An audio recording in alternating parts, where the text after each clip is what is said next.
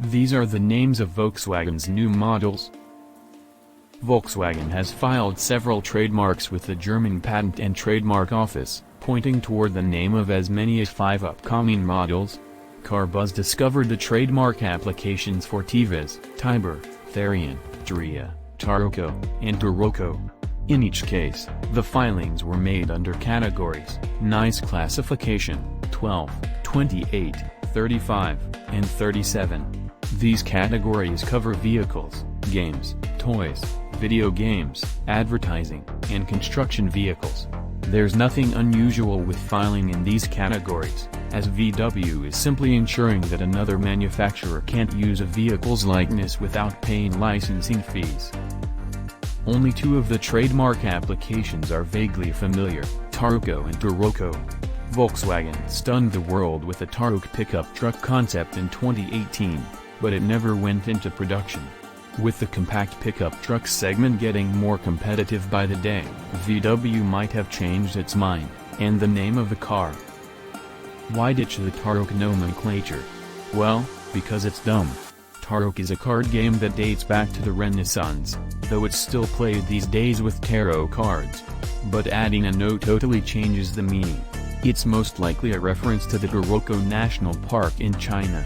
The word also translates to beautiful in the language of an indigenous group that used to live in the region. VW likely filed for Taroko, just in case Taroko gets shot down because it already belongs to the famous national park. Is VW prepping to build a small pickup? It arguably already has everything in place, thanks to its partnership with Ford. The all-new Amarok is a Ford Ranger with a more elegant exterior, built alongside the latter in South Africa. The question is whether Ford would give VW access to the highly successful Maverick. The South American Saviro pickup is due to be replaced, and the partnership with Ford could cut costs drastically. And as we know, VW is on a cost-cutting mission. If VW follows its standard naming convention, the rest of the names have been filed for crossovers and SUVs. The names of these models always start with a T. There are some exceptions, like the Atlas, called the Terramont in other parts of the world. Examples include Tiguan, Touareg, Taos, Defender, T-Cross, and Tarokko.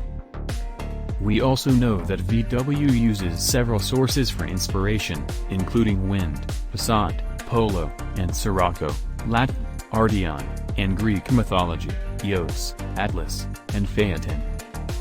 According to our research, Tivas means nothing. It's commonly used as an acronym for Totally Implantable Venous Access System, though we can't see VW naming a car after a device used for blood transfusions. Tyber is a commonly used name for boys and essentially an alternative spelling for Tiber.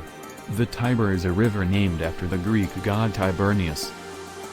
Therion is the most aggressive of all these names.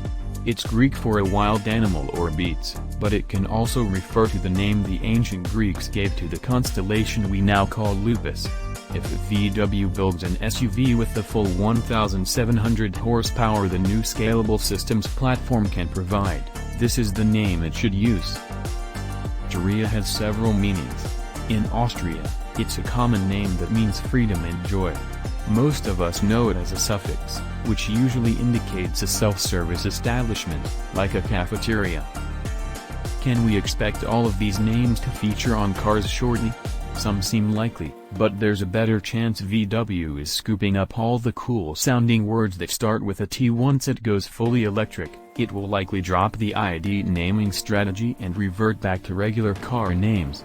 The next generation ID.4 could be called a Tyber, for example. We do think the Taroko and Taroko names have potential, however. VW can either use its partnership with Ford or share with another manufacturer within the VW group. We know Scout is working on a compact electric pickup,